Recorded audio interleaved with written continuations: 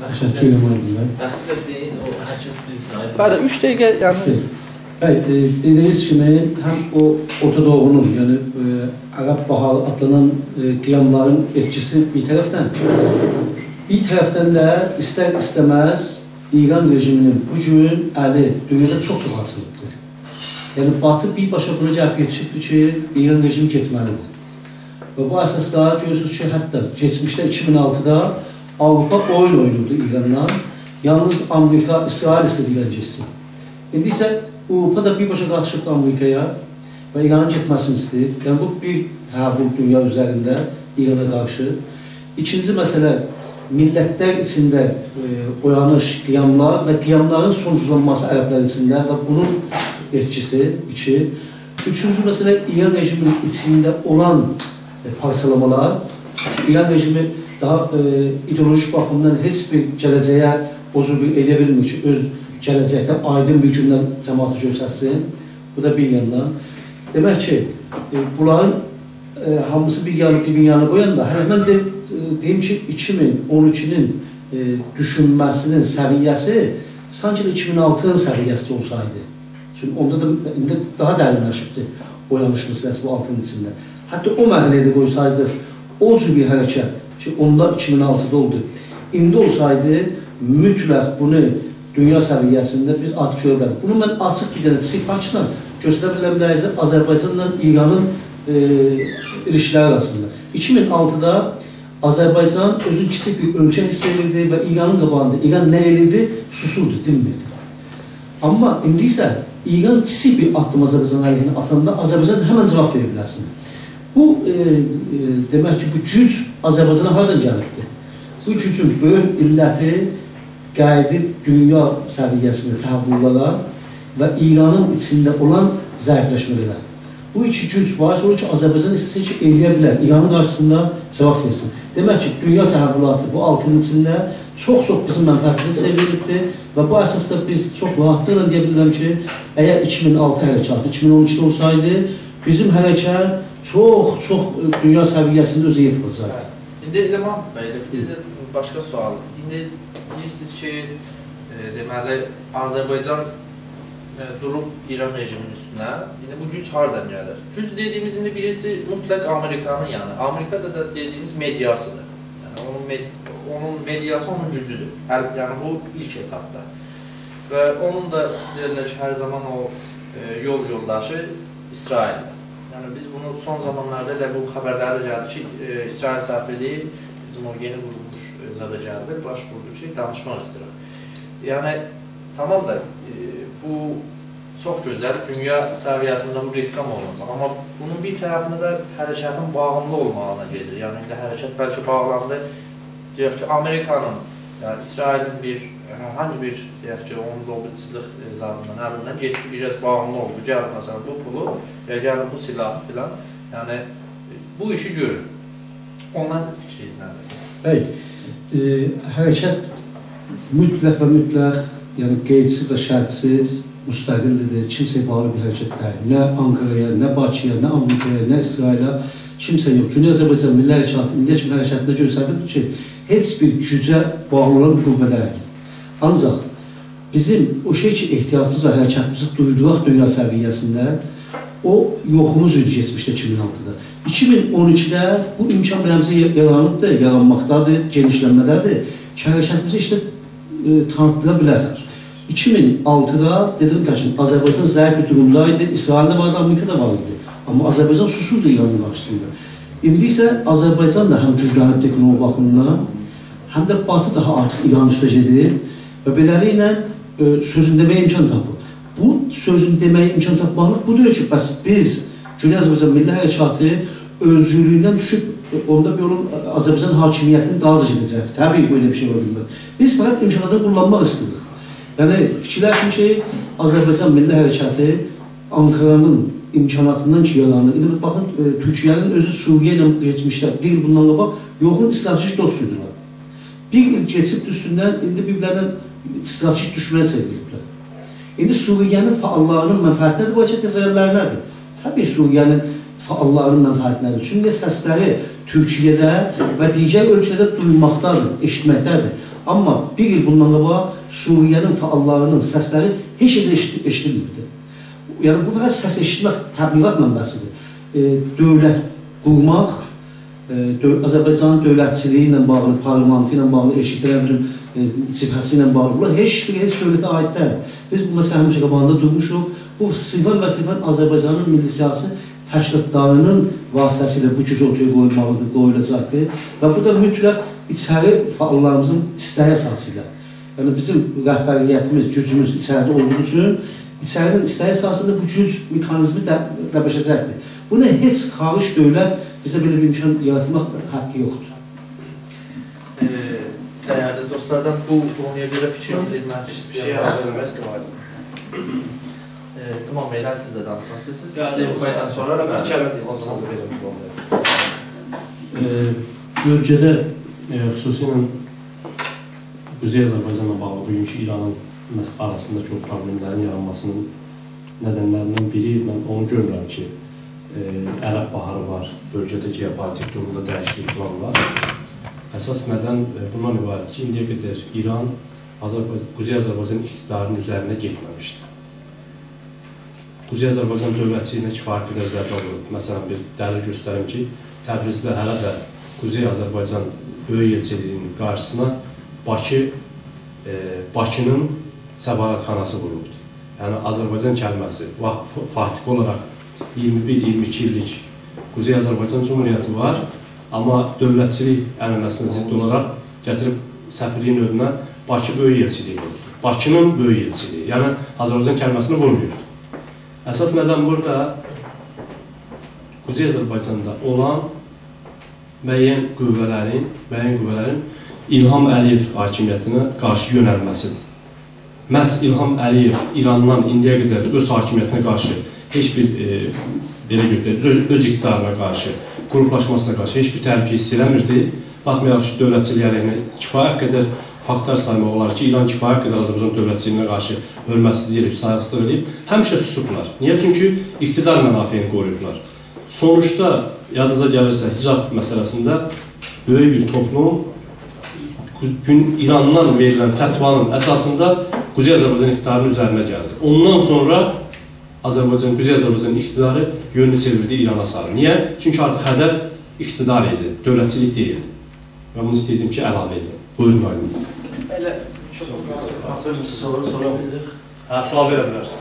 Bəli, istərsəniz... Duman bəy, buyurun.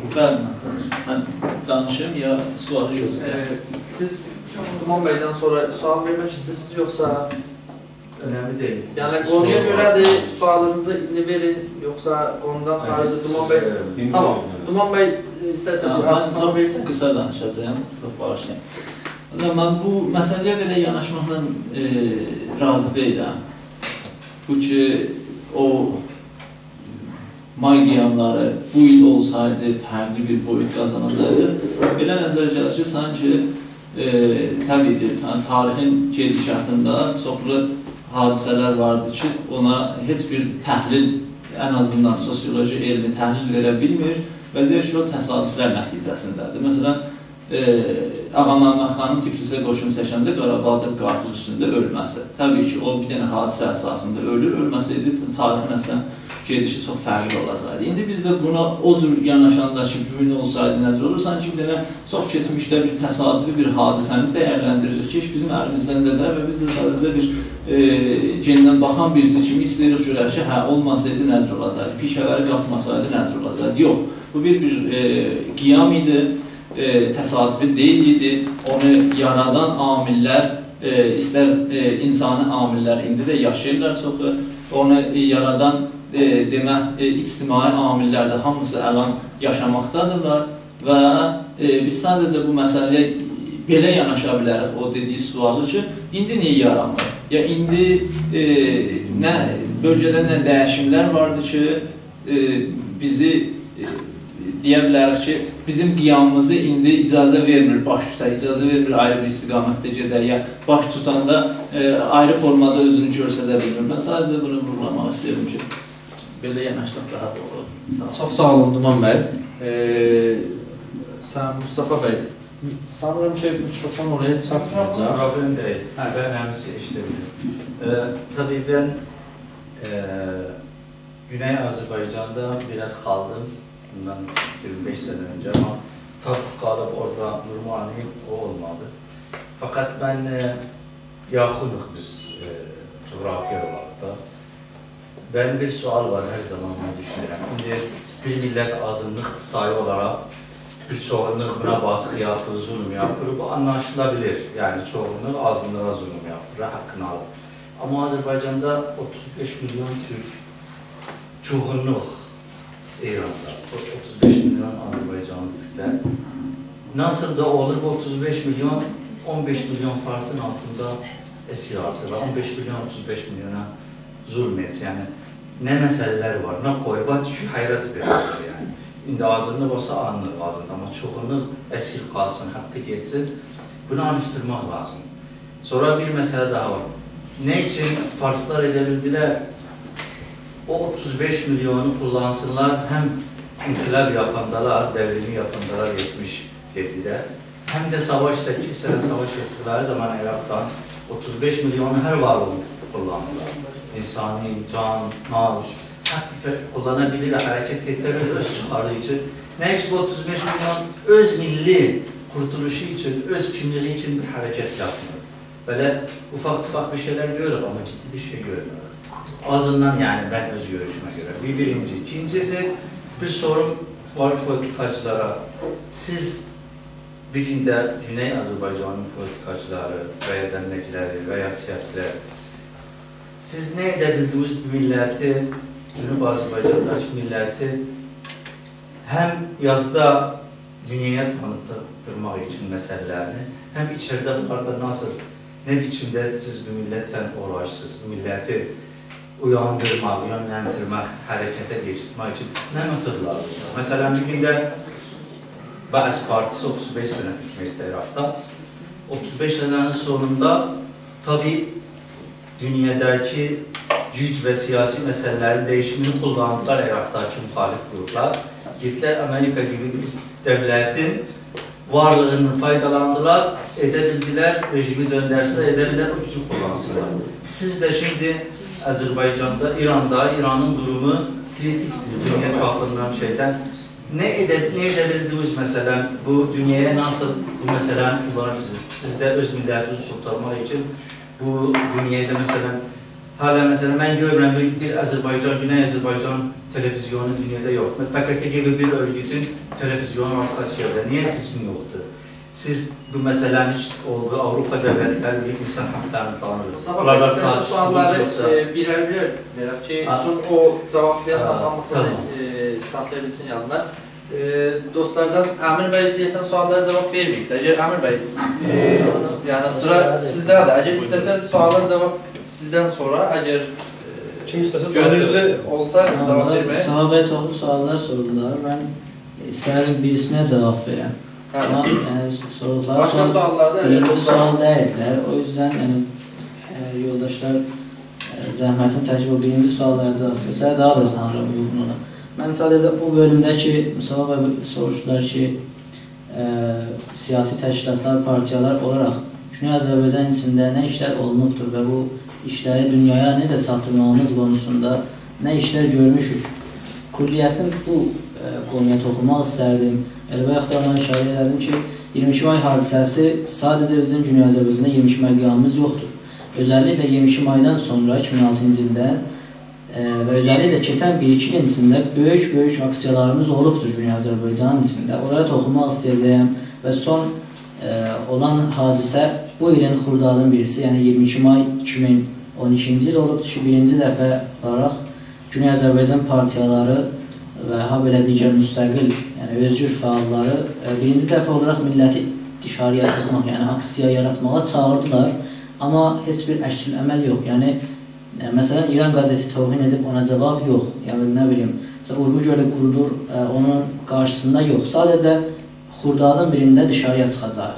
Yəni, bu şuarla milləti xiyabana birinci dəfə çəkdiler. Mən sonra buna toxunacağım, amma benim fikrim başka soruları vardı. Bir de sual Mahmut Bey. Buyurun. Mustafa Bey, bizim millət niyə bu günə düşdü? Niyə çoxluq azlığa hükümət edir? Azlıq çoxluğa niyə hükümət edir? Çünki fasıl azlıqlar biz çoxluqdayıq. Onun bir tarixi nədənləri vardı.